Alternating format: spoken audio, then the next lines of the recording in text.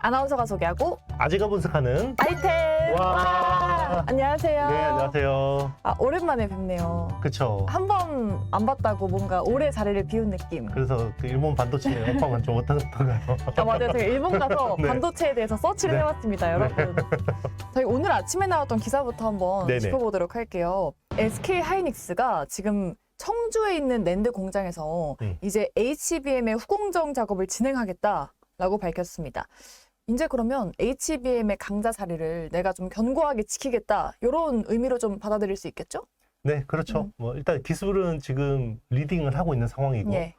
지금 삼성이 빨리 추격을 하고 있는 상황이죠. HBM 수요는 굉장히 좋은데 지금 공급이 좀 못 따라가지고 그쵸. 있죠. 그래서 빠른 속도로 설비 투자를 하고 있는데 그동안 문제가 됐던 거는 네. 돈이 없었는데 이젠 있나요? 네, 엔비디아가 아마 조 단위로 선지급금을 꽂아줬을 가능성이 높고 오호. 네, 그런 것들을 이제 M15라는 이제 낸드 플래시 팹 일부를 이제 개조하는 이제 그런 식으로 진행하고 있는 거고요. 네. 지금 낸드 플래시 같은 경우는 수요가 너무 안 좋아서 공급을 더 줄여야 되거든요. 그러니까 여기 이제 자연스럽게 이제 낸드 플래시 감산이 진행되는 거고, 네. 그리고 이제 거기에 비워놓은 팹을 또 HBM으로 활용해서 요즘에 수요가 좋은 HBM 쪽으로 이제 확장을 하는 거죠. 지금 D램 사업에서 HBM 매출 비중이 한 10에서 15% 정도 되는 것 같아요. 지금 SK 하이닉스 입장에서 보면 이게 아마 연내 20%를 넘어설 것 같아요. 네. 그러니까 아마 이런 공격적인 설비 투자에 영향이 있을 것 같고 내년에 또 2분기부터 양산이 되는 엔비디아 GH200 칩. 예. GH200에는 또 HBM3E라는 5세대 제품이 들어가거든요. 지난번에 저희가 네, 얘기했었죠. 맞습니다. 그 칩을 또 이제 여기 M15에서 또 생산을 하게 되니까 이제 앞으로 더 이제 뭔가 치고 나가는 절대로 이번에는 네. 따라잡히지 않겠어 라는 강력한 의지를 보여주는 것 같습니다. SK 하이닉스의 행보를 기대해 봐야겠군요. 이렇게 오늘 나왔던 따끈따끈한 뉴스 짚어봤고요. 오늘 저희가 아카데믹한 내용으로 가자고 했는데 영어 단어가 좀 많이 나올 예정입니다. 첫 번째는 PPAC에 대해서 알아보도록 할게요. 제가 반도체에 대해서 공부를 좀 하는데 반도체 회사가 돈을 벌기 위해서는 네 가지가 필요하다. 성능, 전력 소모, 집적도 그리고 비용이 네 가지인데 이 영어 앞글자를 따면 PPAC가 된다고 네네. 하더라고요. 이 반도체 기업들이 그럼 PPAC를 뭐 업그레이드하고 있는 중인가요? 그렇죠. 뭐 반도체 역사가 사실은 PPAC의 역사라고 봐야 됩니다. 네. 그러니까 우리는 이제 무어의 법칙이라고 이야기하잖아요. 그러니까 인텔 창업자 고든 무어가 그 인텔이라는 회사를 창업하고 나서부터 계속해서 PPAC를 진화시켜 왔죠. 어떻게? 선단 공정을 통해서. 그러니까 미세 공정을 하면 당연히 PPAC가 좋아져요. 그러니까 요 2년마다 트랜지스터의 집적도가 2배씩 늘어난다. 그럼 트랜지스터 집적도가 늘어나면요, 트랜지스터 크기가 작아지는 거잖아요. 네. 그죠? 크기가 작아지면 당연히 퍼포먼스는 좋아져요. 그리고 전자의 이동 거리가 짧아지니까 전력 소모가 줄죠. 그리고 또 오밀조밀해지니까 에어리어, 그죠? 집적도가 또 당연히 좋아지고 당연히 코스트가 떨어지는. 네. 요게 됐는데 그럼 요즘에는 왜 이게 잘 안 되냐? 이 무어의 법칙이 너무 어려워요. 그래서 어려워진 건가요? 그렇죠. 굿바이 무어라고 요즘에 얼마 전에 이제 고든 무어가 네. 이제 작고 하셨죠. 네, 이제 별세하셨는데 진짜 아이러니하게도 요즘에는 미세 공정이 너무 어려워요. 이게 왜 그러냐면 지금 5나노, 4나노가 메인인데 요거 3나노까지 오잖아요. 이제 양자의 세계까지 와버립니다. 맞아, 양자역학. 예, 양자의 세계까지 와버려요. 네. 그러니까 이게 물리적으로 보면 전자가 통과해서 나가면 안 되는데 이상하게 얘가 통과해버리는 거예요. 네, 그런 효과들이 나타나니까 네. 이제 미세 공정이 너무 어려워지는 거죠. 그래서 이 미세 공정을 보완하기 위해서 요즘에 어드밴스 패키징이라는 기술이 고안되고 있고, 그리고 이제 스위치 구조를 바꾸는 거죠. 네. 전자를 또 더 꽉 잡을 수 있도록 이제 바꿔주는 거고, 그것도 안 돼서 이제는 막 이제 칩의 양면을 쓰는 뭐 그런 기술까지 가는 거죠. 네, 오늘 설명드릴 내용들이 그런 것들이에요.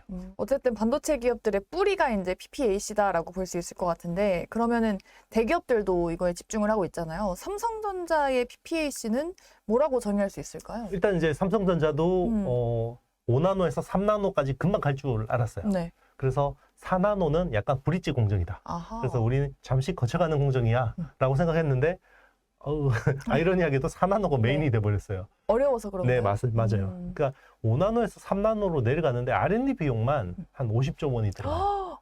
양산 아니고 R&D만.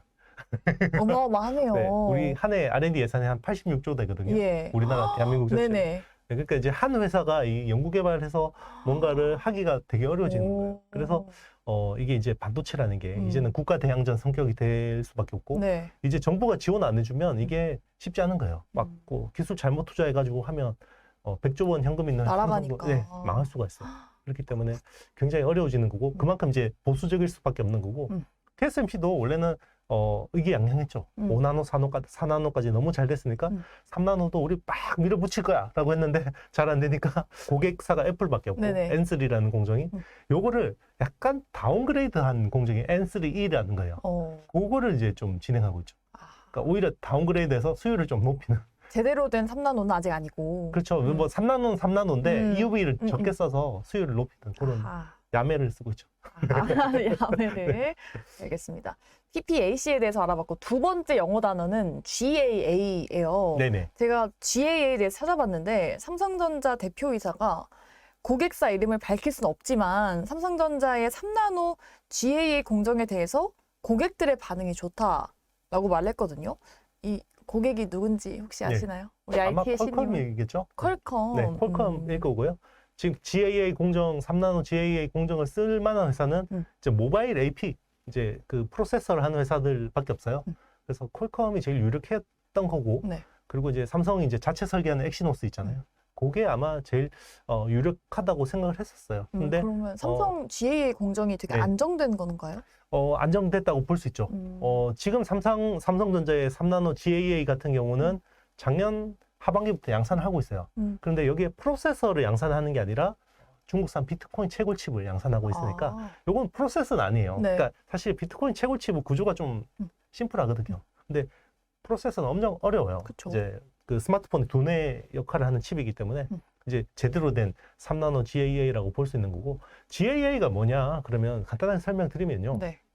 예전에는 요 트랜지스터라는 게 이렇게 스위치 모양인데 2차원 구조였어요. 그래서 얘가 도체도 됐다가 부도체도 됐다가 요거를 스위치를 똑딱똑딱 하면 이게 도체가 되면 전자가 통과하고 부도체가 되면 딱 막아주는 거죠.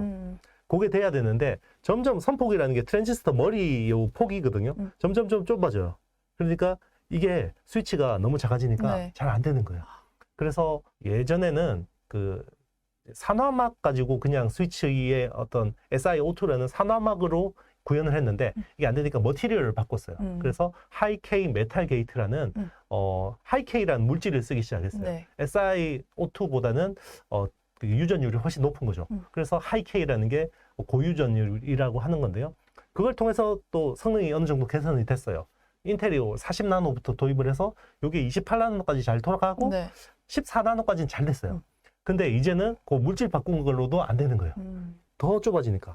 그러니까 하이K 메탈 게이트로 안 되니까 여기 이제 트랜지스터 구조를 바꾸기 시작했어요. 기존의 2차원 구조에서 요거를 물고기 지느러미처럼 3차원 구조로 바꾼 거죠. 그래서 위에 하나 양쪽에서 잡아주는 딱 3차원. 그러니까 수도꼭지가 기존에 한 개였는데 3개로 만들었다고 생각하시면 돼요. 5나노, 4나노까지는 크게 문제 없었어요. 근데 3나노가 또 되니까 문제가. 이제는 수도꼭지가 너무 작으니까 3개짜리로도 안 되는 거예요. 그래서 어떻게 했냐? 4개짜리. 게이트 4D로? 위에 양쪽 이렇게. 그러니까 위아래 양쪽 옆으로 딱 잡아주는 수도꼭지 4개를 다는 거죠. 그게 게이트 올라운드라는 공정이고요. 삼성이 3나노에서 먼저 선제적으로 도입을 했고 TSMC는 요거를 2나노부터 도입할 생각입니다. 이유가 뭐예요? TSMC가 너무 잘해요. 잘 하니까 사실 삼성은 핀팩 구조로 가서는 요 판을 뒤집기가 너무 힘들어요. 그래서 한번 과감하게 새로운 기술을 시도했고 약간 게임의 룰을 바꿔보겠다. 요렇게 한 거죠. 사실 삼성이 옛날에도 2등일 때 1등으로 치고 갈 때 그렇게 많이 했었어요.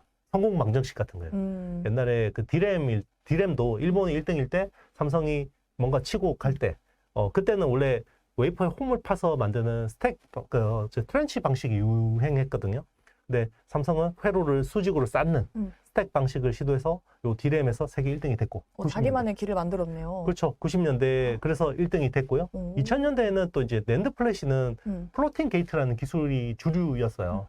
그런데 CTF라는 차지 트랩 플래시라는 기술을 처음으로 도입을 해서 그때 도입할 때는 이거 왜 하냐? 안 해도 되는데 오. 라고 했는데 그게 결국 V낸드 셀을 수직으로 쌓는 구조를 염두에 둔 것들이었죠. 왜 했냐 했는데 하니까 네. 더 좋아진 거죠. 그렇죠. 음. 그거 덕분에 CTF로 전환한 덕분에 V낸드 요즘에 막 176단, 236단 네. 짜리가 될 수 있었던 거예요. 아. 플로팅 게이트로는 그 구현하기가 너무 힘들거든요. 그래서 이제 2000년대 초반 원래 낸드 플래시라는 건 도시바라는 업체가 개발한 거예요. 그런데 원조 업체를 엎어버리고 1등이 됐죠. 삼성이. 네. 이번에는 핀펫이라는 구조는 도저히 TSMC가 너무 잘하니까 안 되겠다. 그래서 게이트 올라운드를 새로 이제 도입한 거죠. 요게 세 번째 성공 방정식도 들어맞을지는 네. 한번 지켜봐야 될 것 같습니다. 그래서 네. 게이트 올라운드 관련주는 요 솔브레인이라는 업체가 네. 초산계 애천트를 합니다. 네. 그래서 요걸 습식 시각으로 깎아야 돼요. 그리고 요게 습식으로 깎으면 또 파티클들이 많이 남아요. 요거를 고순도 과산화수소로 닦아줘야 되는데요. 네. 요 세정액을 하는 게 한솔케미칼. 오. 이런 회사들이 좀 수혜를 볼 수 있습니다. 기업들이 또 이름이 네네. 나오고 있네요. 네. 근데 이제 TSMC가 네. 인텔의 주문 지원으로 인해서 3나노 공정에 좀 차질이 발생했다고 하던데 네네. 그러면 삼성이 반사이익을 누릴 수 있지 않을까? 이런 생각이 좀 들거든요. 네. 그럼 뭐 앞서 말했던 퀄컴이나 네. AMD 같은 기업들이 삼성으로 좀 옮길 가능성이 있을까요? 네. 아마 TSMC 3나노의 공정에 차질이 있어서 옮기는 건 아니고, TSMC에 지금 번호표 뽑아서 기다리는 네. 업체들이 너무 많아요. 그냥 대기가 네. 너무 많아서. 너무 많죠. 네. 왜냐하면 전 세계에서 3단 공정을 사실 안정적으로 만들어줄 수 있는 유일한 업체가 TSMC인데, TSMC. 그리고 이제 가격도 너무 사악해요. 네. TSMC 파운드리 가격이 너무 비싸거든요. 네. 계속 올려요, 계속. 삼성은 안 올리고 있나요? 삼성은 TSMC보다 한 30% 싸게 줍니다. 네. 그럼에도 불구하고 팹리스 업체들은 TSMC 쪽으로 하고 싶어 하죠.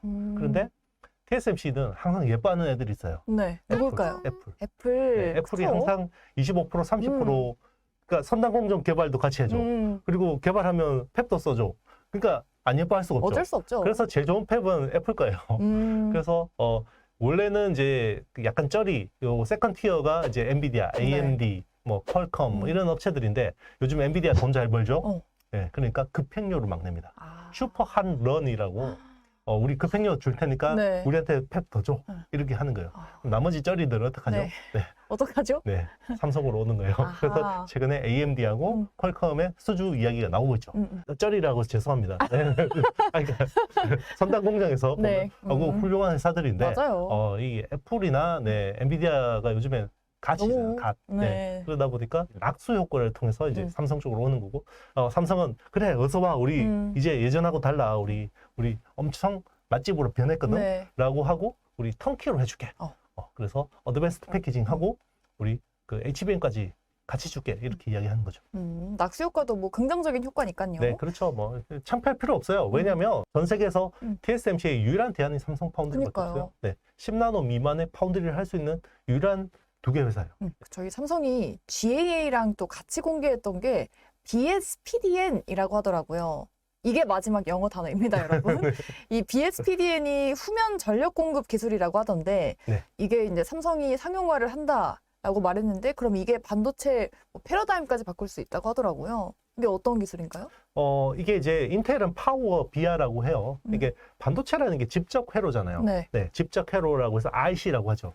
그래서 우리 반도체는 눈에 안 보이지만 굉장히 많은 소자들이 들어가 있어요. 대표적인 게 트랜지스터, 그리고 뭐 시그널 관련된 부품들도 많이 올라가 있고, 그리고 파워 관련된 것들도 많이 올라가 있는데, 이런 것들이 눈에 안 보이게 굉장히 많이 얽혀 있다 보니까 복잡도가 증가하는 거죠. 그리고 요것 때문에 선단 공정이 잘 안 되는 측면들이 있어요. 그래서 여기서 약간 덜 중요한 파워불을 아래쪽에 배치한 거죠. 그러니까 칩이 있으면 기존에는 위쪽만 썼잖아요. 근데 아래쪽에다가 파워불을 쓰고 위에는 트랜지스터하고 시그널 부만 쓰는 거죠. 그러면 얘들이 두 개 통신을 해야 되잖아요. 어떻게 돼요? 구멍을 뚫어주는 거죠. 엘리베이터. 그걸 어떻게 뚫어요? TSV, 실리콘 관통 전구구. 그러니까 여기 어드밴스드 패키징 기술이 들어가는 거죠. 그게 파워비야. 백사이드 파워 딜리버리 네트워크, BSPDN. 역시 일타 강사님. 네. 근데 이게 아직까지 네. 전 세계 구현 사례가 없었던 혁신 기술이다라고 또 기사에 적혀 있던데 이게 그러면은 빨리 상용화가 가능한 건가요? 요게 이제 기술 컨셉이 나온 게 2019년밖에 안 돼요. 그래서 아이맥이라고 해서 벨기에의 어떤 그 연합체 같은 데가 있어요. R&D 연합에서. 요즘에는 R&D를 반도체 한 개 회사가 할 수가 없어요. 그러니까 같이 하는 건데 요거를 의외로 가장 빨리 도입한 회사가 인텔이에요. 왜냐면 인텔이 지금 제일 못났잖아요. 아까 그 파워비아 그거 말씀하신 네, 맞습니다. 거죠? 요게 BSPDN을 이제 인텔의 파워비아라고 하는데 인텔이 지금 선대 공장에서 너무 뒤쳐졌잖아요. TSMC나 삼성에 비해서 너무 뒤쳐지니까 자기들도 뭔가 게임 체인저가 필요하잖아요. 네. 그게 파워비아, BSPDN인 거죠. 그럼 그게 삼성보다는 앞서 있는 거예요? 네, 인텔은 내년에 나올 것 같아요. 그래서 지금 메테오 레이크라는 칩셋이 있잖아요. 메테오 레이크의 어떤 저전력 코어에다가 요 파워비아를 적용했어요. 요거는 뭐 판매하는 제품은 아니고 연구개발용으로 만든 건데 그 블루스카이 크릭이라고 이제 이름을 붙였고요. 그거를 이제 내년에 출시해서 충분히 검증을 해서 이제 양산을 하겠다라는 거고요.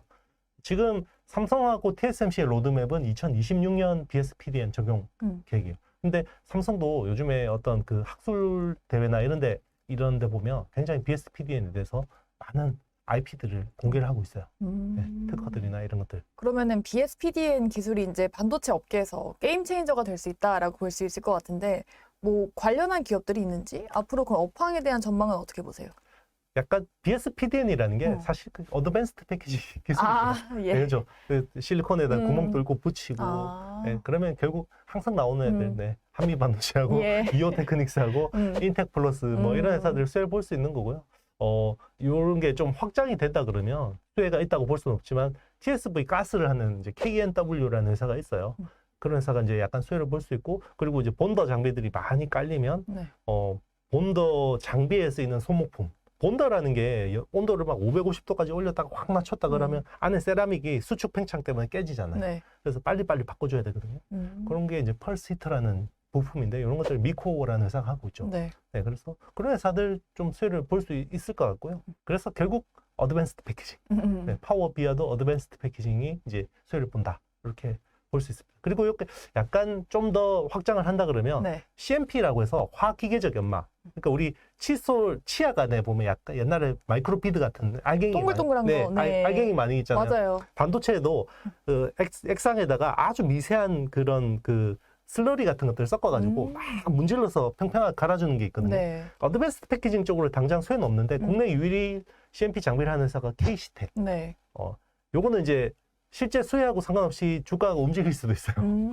네, 그래서 K시텍이라는 회사가 장비를 하고 요게 소재라는 회사가 동진세미캠, 이제 솔브레인 뭐 이런 회사들이 하고 있습니다. 오션 브릿지라는 회사도 하고 있죠.